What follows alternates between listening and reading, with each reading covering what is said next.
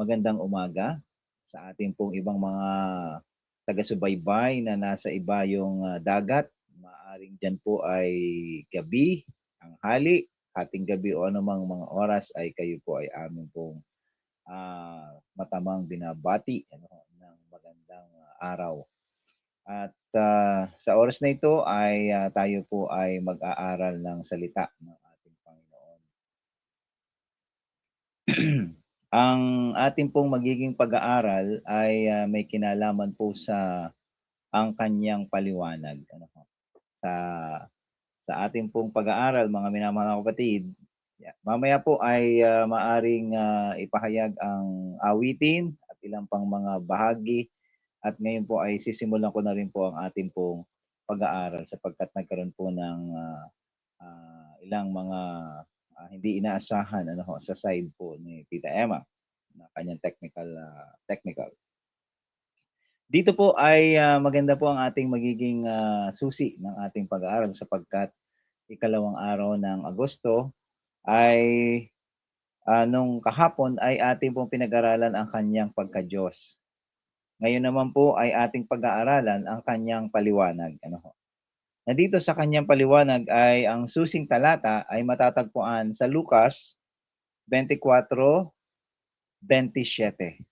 Lucas chapter 24 verse 27.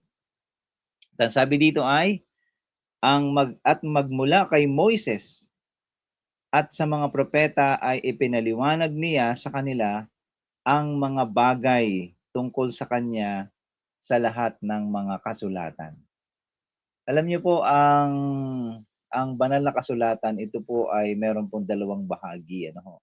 Meron tayong lumang tipan at meron tayong bagong tipan. Ang buong aklat, matanda at bagong tipan, ay binubuo ng 66 books. Ito po ay 40 mga sumulat ng iba't ibang panahon sa loob ho ng 1,500 taon. At kung titingnan po natin ang buong kasulatan, ito ho ay tumutukoy sa pangako. Tumutukoy ito sa ating Panginoong Hesus. Lahat ng nakasulat sa Matandang Tipan at sa Bagong Tipan, ito ho ay tumutukoy sa ating Panginoong Hesus. At ang sabi dito, meron po ang ating may akda na ibinahagi na itong si Dan Stevers ay isang talentadong creative, Siya po ay gumagawa ng malikhaing mga video. So mahusay siya, sa paggawa ng mga video illustrations upang ipaliwanag ang mas malalim na kahulugan ng mga teksto sa Biblia. So ipinapaliwanag sang-ayon dito kay Dan Stevers o sa ating may akda na si Dan Stevers ay isa sa napakahusay na gumawa ng mga video illustration about sa mga text sa Bible. Ipinapaliwanag niya ang kahulugan nito. At ang sabi dito ay ito ay nakasentro sa ating Panginoong Hesukristo. Nakakagawa siya ng isa sa pinakamahusay na napanood ni Elizabeth, ng ating may akda, na ito ay may pinamagatang true and better. At ito ay isang karikatura na dinisenyo upang ipakita ang koneksyon sa pagitan ng mga pinakakilalang mga kwento ng lumang tipan, kagaya ng buhay ni Abraham, si Jesus ang talagang pinakamabuting Adan, ang mabuting Abraham, Moses, David, Jose, Esther, Job, Kordero ng Paskwa, at iba pa. So yun yung kanya mga ginagawa mga video illustrations. At nakakamangha at kapansin-pansin ito dahil lahat ito ay tungkol sa ating Panginoong Hesus. Kagaya na nabanggit ko nga po kanina, talagang ang ating pong Biblia ay nakasentro sa iisang si Kristo ho, ang pinapatungkulan nito. Ang maging dun sa tabernakulo, alam niyo ho, yung lahat ng mga kasangkapan, sa tabernakulo, ito ay nagpapahiwatig ng Panginoong Hesus, ano, kagaya na lamang po ng ano, do'n na lamang sa tupa, ang 12 lahi ng Israel ay nando'n sa nakapaligid sa north, meron 3 lahi, sa west ay meron 3 lahi, sa tabernakulo ba 'yun ano? Sa east ay meron 3 lahi and then sa south ay may 3 lahi. So, pagka nagkasala ang isang tao, ay kinakailangan siyang maghandog, kinakailangang may mamatay, ano. So, instead na siya ang mamamatay, meron siyang kahalili. At ito ay maaaring isang guya, maaaring isang tupa, o maaaring isang ibon, no, kalapate. 'Pag kayo ay mahirap, maaaring kalapate, pagka ho medyo may kaya, ito ay tupa, pagka ho maayos ang kabuhay ay guya, no. So yun po yung nagiging ano, daily po ito mga kapatid, daily. Kaya makikita kung sino yung pupunta dun, papasok doon. At ito hong paghahandog na ginagawa na sa tabernakulo mga kapatid, ito ho ay dadaan dun sa tinatawag nating laver 'no, meron doong, isang, table ano, at dun sa table na yon ay yung kamay 'no, yung kamay ng,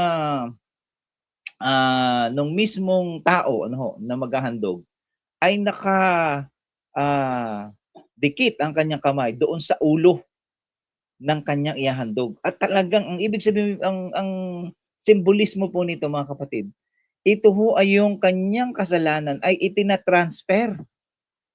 So gano'n yung mga ritual ano, itina-transfer doon, okey? Na yun ay ang kahalili 'no, yung kasalanan niya ay mapupunta ngayon do'n sa kanyang ihahandog ano ho. Kaya't, pagka ito'y natapos na, dadalhin na ito sa kabanal-banalan dako ng banal na dako ng saserdote at may mga kasangkapan doon ano. Meron doong, table of, the bread and then ano, pagdating naman dun sa may kabanal-banalan dako ay ang, kabanantipan, ano, yung kautusan, nandun yung kautusan. So mga kapatid, ang lahat ng ito ay tumutukoy sa plano ng kaligtasan ng ating Panginoong Hesus. This is actually the shadow of God's plan of redemption na tumutukoy sa ating Panginoong Hesus na siya ang kordero ng Diyos sa ano, sa Bagong Tipan sinasabi doon o sinabi doon ni Juan Bautista na magbibinyag, magbabautismo sa ating Panginoong Hesus. Ito ang kordero ng Diyos na nag-aalis ng kasalanan ng sanlibutan. Ibig sabihin mga kapatid, siya yung ginagawa na paghahandog 'no, doon sa templo, tabernakulo sa panahon ni Moses ay ang katuparan ay ang ating Panginoong Hesus. Na siya ang kordero. Kaya nga, pagdating dun sa cross ay napunit o nahati ang tabernakulo o yung mismong kurtina doon na ibig sabihin ay it is finished.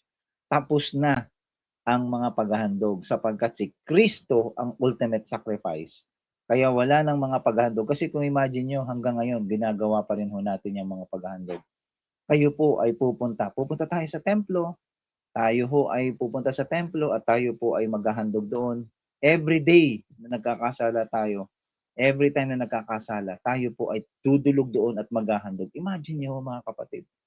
Pero dahil si Kristo ay namatay doon sa krus ng Kalbaryo, He is the Lamb, no?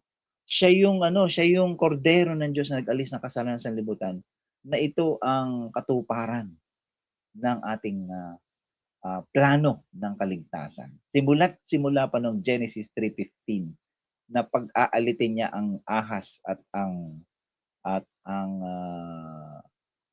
binhi, no? Kaya mga kapatid, napakaganda, no? Ipinaliwanag dito ng ating Panginoong Hesus sa kanyang mga alagad, no? Itong sinasabi ni Moses. Nasabi ng ating Panginoong Hesus, magmula kay Moses at sa mga propeta, ipinaliwanag niya, no, sa kanila ang mga bagay tungkol sa kanya sang-ayon sa kasulatan. Ito po ay sa okasyong ito pinaliwanag ni Jesus sa kanyang mga alagad kung paano bigyang kahulugan ang kasulatan bilang kabuuan. So titingnan natin yung buong konteksto ano ho. At sinabi niya sa kanila, "O napakahangal naman ninyo at napakakupad ang mga puso sa pagsampalataya sa lahat ng mga bagay na ito na pumasok sa kanyang kaluwalhatian. At magmula kay Moises at isa sa mga propeta ipinaliwanag niya sa kanila ang mga bagay. Ang pandiwang nasa orihinal na Griego, ito po ay yung verb, no? Sa Greek ay diermenio, no? Yan po yung Greek word, no, ng verb, no? It's a verb na ito po ay ang meaning ay ipaliwanag, no? It's a verb, no? It's an action word na ibig sabihin ay ipaliwanag, ano? Sang-ayon sa Lucas 24:25 hanggang 27 ay ipaliwanag, ano, na magkaroon ng mas malalim na kaunawaan. Alam niyo po, ang Greek, naalala ko sa college meron po kaming Greek 1, Greek 2 at saka Greek exegesis ano ho. Ay ito ho ay talagang maganda ho na pag-aralan natin yung original, no, na mga teksto at, dito nga ipinapaliwanag na mismong yung Greek na ipaliwanag ay magkaroon tayo ng mas malalim pagbibigay kahulugan, no, sa teksto ng Biblia. At ito nga yung ginagawa po natin na hermeneutics. No? Yan, si Pastor Aguilar, Cesar Aguilar, meron siyang ilang mga kaalaman ano, tungkol sa mga hermeneutics, yung ating mga manggagawang pastor.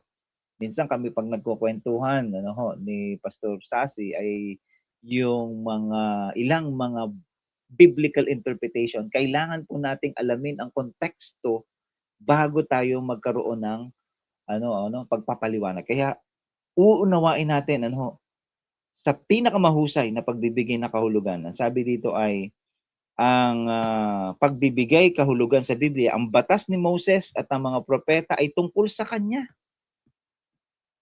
Talagang tumutukoy sa ating Panginoong Hesus. Ang Pasko, yung Passover. Alam naman po natin yung Passover na yun ay nangyari doon sa last plague doon sa Egypt. Ano po? Na ang lahat ng mga panganay ay mamamatay. Ano ho? Pero may ginawa ang mga ah, Hudyo. May mga ginawa ang mga Hudyo, no, na inutos ng ating Panginoon na lalagyan nila ng dugo yung kanilang mga doorposts, yung kanilang mga pintuang daan ay babahiran nila ng dugo ng tupa. Ano ho?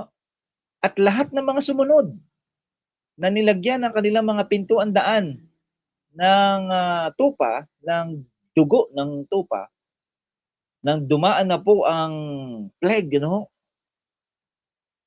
ay iniligtas. Sino sinesentro doon mga kapatid? Si Kristo. Kaya ang mga Hudyo ay kanilang pinagdiriwang yung Passover. Ito po ay ritual na kung saan inaalala nila yung pagliligtas ng ating Panginoong Hesus doon sa Ehipto kasi nangamatay nga lahat ng mga hindi sumunod nun, yung mga Egyptians, maging ang anak ng Paraon namatay. Dahil hindi nila tinugon ano, yung may utos So narinig din nila yon pero hindi nila yon pinanghawakan, pinanampalatayaan. Kaya maging ang anak ng Paraon ay namatay at lahat ng mga panganay sa buong Ehipto ay namatay. Ang Pasko, no, ang tabernakulo, yung mismong mga lahat ng kasangkapan doon ay tumutukoy sa ating Panginoong Hesus.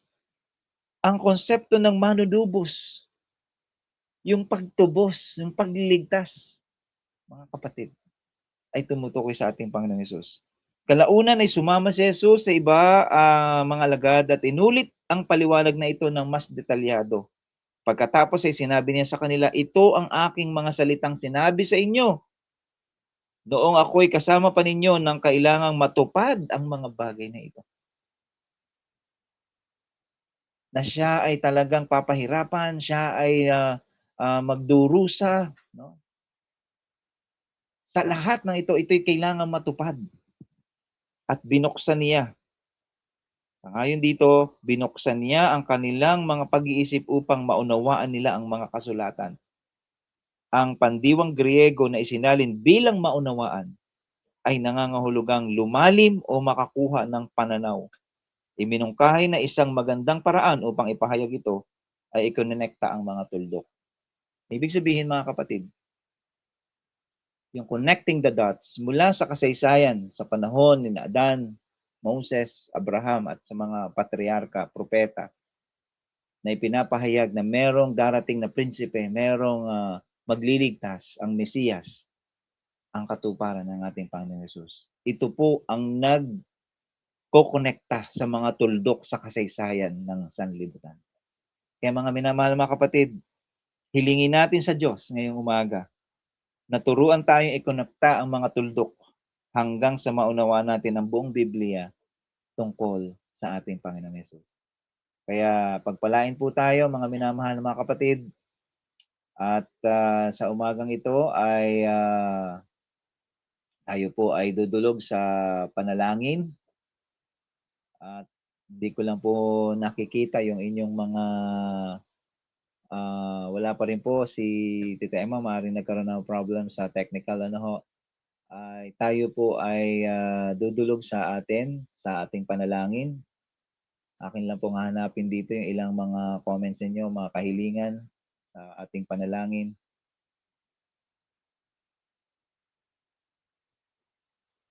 Okay. So, yun po mga kapatid, hindi ko lang po din makita yung inyong mga comments. Ay lahat po, pangkalahatan na po ang atin hong magiging panalangin po sa umagang ito. Kaya tayo pong lahat ay magalang na yumuko at tayo po ay dudulog sa Panginoon sa panalangin. Tayo po yung manalangin. Kagalang-galang at banal naming Diyos na makapangyarihan sa lahat. Sa umagang ito'y amin pong itinatanghal ang inyong dakilang pangalan. Napakabuti ninyo sa inyong bayan. O napakabuti ninyo sa bawat isa sa amin. Kay buti ninyo, Panginoon. Sa kabila ng amin pong kaabahan, kami po ay nagkasala, hindi nakaabot sa inyong kalawalatian, ay inyong ipinadama, Panginoon, ang inyong mayamang pag-ibig at pag-iingat sa bawat isa sa amin. Buhay, mga pagpapala, biyaya, namin pong tinatamasa sa tuwi-tuwi na ng aming buhay. Amin pong ibinabalik lahat dakilang Diyos ang mga pasasalamat at papuri na ito. Lamang Panginoon, amin pong hiling na kami po inyong linisin sa mga oras na ito. Naway patawarin niyo ang mga pagkukulang, aming mga pagkukulang at pagkakasala sa inyo. Hindi kami naging karapat-dapat sa inyong banal na harapan. At sa oras na ito, Panginoon, ay amin pong idinudulog sa inyo tanging-tangi ang amin pong mga kapatid. Na kung saan sila po ngayon ay naririto, tumutunghay, sumusubaybay sa pag-aaral ng inyong mga salita. Panginoon, o napakabuti ninyo. Maraming salamat. At ipinaunawa ninyo, ipinaliwanag ninyo sa banal na kasulatan na ang lahat ng bagay na ito'y patungkol sa inyo. Kaya dakilang Diyos, amin pong hiling sa oras na ito, na amin pong maranasan ang inyong mayamang biyaya sa aming buhay. Ang patuloy na pakikisama ng Santong Espiritu ang siyang sumaamin upang mamuhay kami ng may kaayusan at kabanalan sa inyong banal na harapan. Tangi-tangi po namin idinudulog sa inyo, Panginoon, ang bawat sambahayan ng aming pong mga taga-subaybay at ganun din ang Hope and Love Team. Pagpalain niyo po ang aming pong mga manggagawang pastor. Ang lahat ng mga nakilahok sa ministerial convention, stewardship sa Jakarta, Indonesia, Panginoon. Na ito po ay isang paghahanda sa One Voice 2027. Na ito'y sisimula na ngayong Setyembre. Dakilang Diyos, amin pong hiling na kilusin ninyo ang bawat isa sa amin, ang aming mga manggagawa, mga matanda sa iglesia, mga opisyalis na iglesia, sa gawaing ito puspusin ninyo kami, Panginoon, ng inyong banal na espiritu upang maging, instrumento kami ng inyong, walang hanggang pabalita sa lahat ng mga tao. Sa pamamagitan ng mga gadget, sa pamamagitan ng internet ay magamit ito at maipahayag ang inyong dakilang pag-ibig. Ang Hope and Love team, ang, mga kasama po naming manggagawa sina Pastor Ruby, Pastor Joses, Pastor Porto, Pastor Gleason, at iba't iba pang mga manggagawa na katuwang po namin dito sa Hope and Love, Panginoon.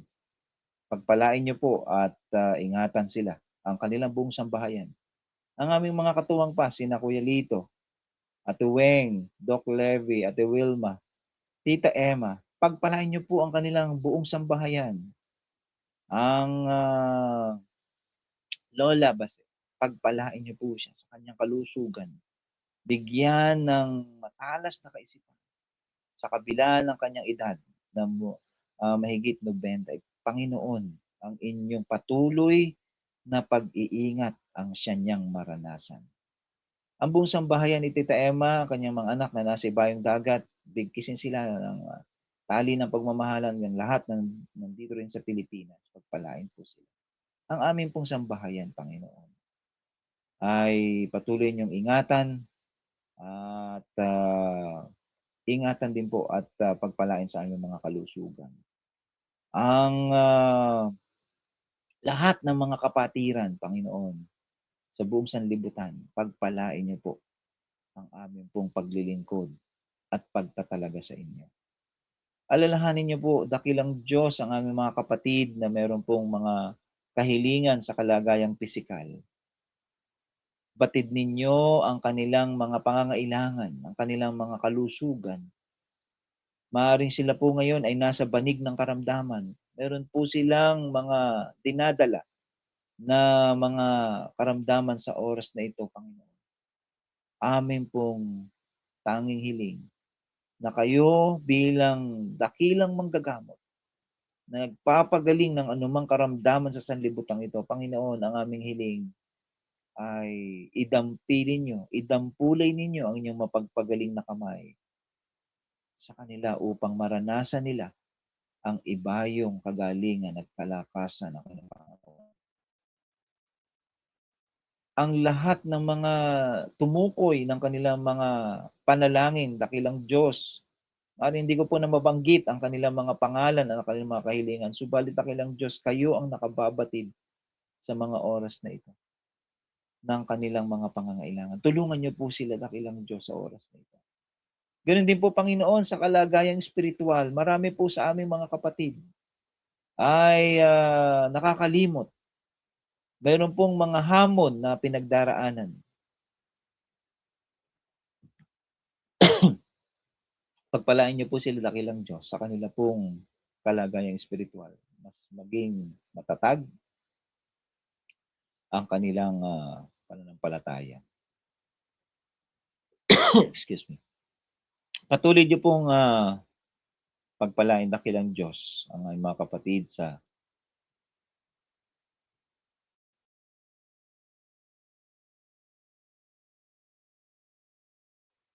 kanila pong mga pangangailangang materyal. Kapatid po kami, may mga naisin na sa kanilang mga pangangailangang pinansyal. Tulungan niyo po sila, dakilang Diyos, sa kanila pong mga pinagdaraanan ngayon. Naway patuloy na maranasan nila ang inyong kalinga at ang inyong gabay. At nawa sa lahat ng aming pong mga tagapakinig at taga-subaybay, dakilang Diyos, ay maranasan namin ang inyong biyaya at ang inyong pag-ibig. Na ito pong aming hiling at dalangin. Alang-alang po lahat sa pangalan ni Jesus. Amen.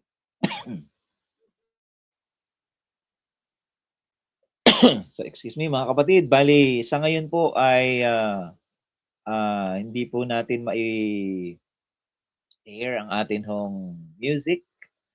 At dahil nga ho nagkaroon po ng technical ay hindi ko po hawak ang ilang mga bagay pa dito po. Kaya dito na po natin tatapusin ang ating pong programa. Maraming salamat at purihin po natin ang ating Panginoon. Pagpalain po tayong lahat, mga minamahal na mga kapatid.